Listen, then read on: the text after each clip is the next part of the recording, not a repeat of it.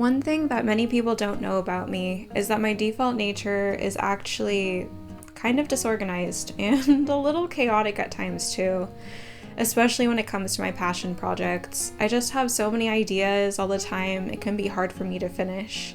So how I manage this is I try to plan. I set up milestones. Even if I don't have a complete idea of what I want to do, I try to establish deadlines. But when I don't meet those deadlines, the bad part is sometimes I get discouraged, and this usually results in me, well, deleting my videos before I even get a chance to finish them or post them. And I've fallen into a bad habit lately of doing that, of deleting my videos and my video footage and not posting them here, which in of itself is very discouraging, because part of why I post is to try to, motivate myself to keep going on my projects and share what I'm doing with the world. So I thought I would do something different with this one. I almost hit delete. This is a video from fall. It's a fun fall project that I started back in September. But I decided, you know what, I have it almost done. Why not try something new and actually post it? I know it's spring now and out of season, but hopefully you can still appreciate these cute little cross-stitch pieces that I made back this fall and finally finished recently. I mean, I had it stitched, I just did the finishing work a little bit ago. So why don't we go ahead and get started? I'm glad you're here on this journey with me today. So this is the book off to the corner that I have. It's called Creepy Cross Stitch. I first learned how to cross stitch when I was about 10. That was my first introduction to sewing on my own with a needle and thread. And at first, I really didn't like it. My mom only had patterns for me that were very old. They were from like the 70s and 80s for the most part, out of books, and I just didn't feel like I found anything that I liked. But now, as we're going through a whole new renaissance of crafting, I feel like there's so many more patterns out here, but I didn't think to see what was available. So when I was surfing the internet looking for a project last fall, I was surprised to find these cute patterns. They're very different. They are cute and creepy, very Halloween themed, and I was so excited to get started. Well, I definitely love rainbows and the cute aesthetic, and you'll definitely see a lot of colorful things on this channel. I also do appreciate a darker aesthetic every once in a while too. You got to keep things diverse, right? So I was really excited to have access to this book. I'm not going to showcase all of the patterns here just because they are, behind a paywall, and I want to respect the artists and wishes with that, but you will see me put together two different patterns in this video. The first one that I am just centering at the moment is a creepy cat ghost, so I'm going to go ahead and finish the centering and start stitching. I'll see you back here in a few minutes.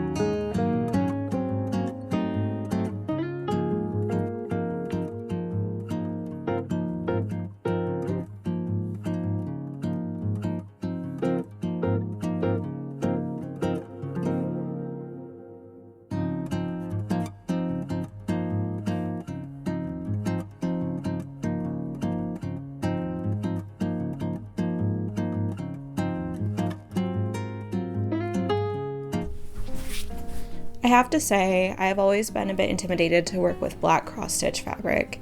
Black in general for textiles has a reputation for being very difficult to read your stitches in knitting, difficult to see what you're doing if you're sewing or quilting with, a matching thread.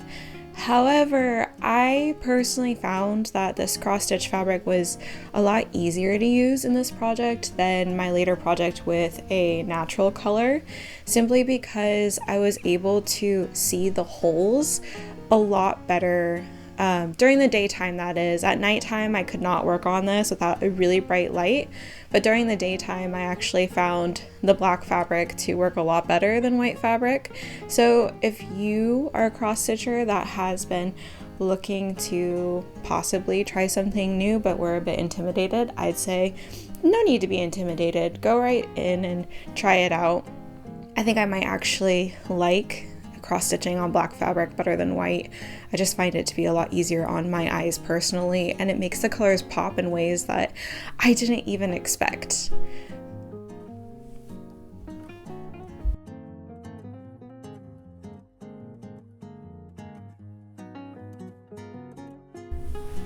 Here's the finished piece. Well, almost finished. We haven't done the backing just yet, but isn't it absolutely adorable? I love it so much, and I'm really excited to show you our next one.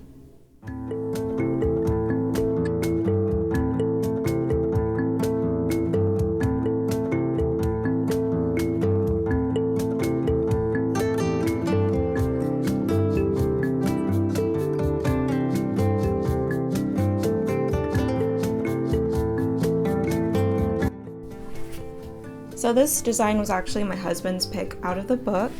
I mean, I love it too. I was gonna do it eventually. I'll probably be working through this book for the next few years, to be quite honest. Just absolutely adorable work. But the design is a jack-o'-lantern cauldron. You can just see the eyes starting to peek out here of this piece. The only thing that I changed for this one is the colors. The original color scheme had a gray steam above the cauldron and orange face, but I decided that I've been really feeling purple and green this past year, so I wanted to go with that vibe. I felt like it was very maleficent, very witchy, and I really like how it turned out. I think it's just absolutely adorable, and that green really pops. The one thing that I didn't show on camera here as we're working through this piece is originally that hearth was in purple. I did it in a light purple and a dark purple to match the steam, but it was horrendous. It was so ugly, even my husband noticed and didn't like it, so we redid it in a different color. Here we are now with the finished pieces. I didn't show everything on that last cauldron. To be honest, I think I just lost the footage. I thought I recorded, but it just completely disappeared off my phone, so I'm just going to show you the finishing up process as I go through, frame them, and put everything all together.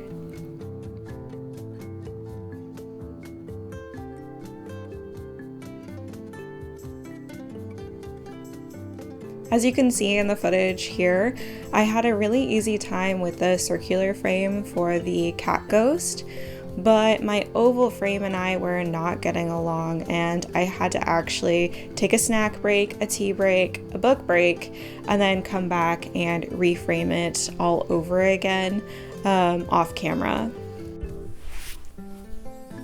And here we are swapping out my summer tapestry that I keep as decor with the jack-o'-lantern cauldron for the fall. I ended up deciding to package up the cat ghost and send it to a friend as a gift. It was just too cute not to share, but I think I might keep this one. It's just very, very perfect where it is. So thank you all for watching today. I hope you really enjoyed this video, and I will see you all next time. Bye now.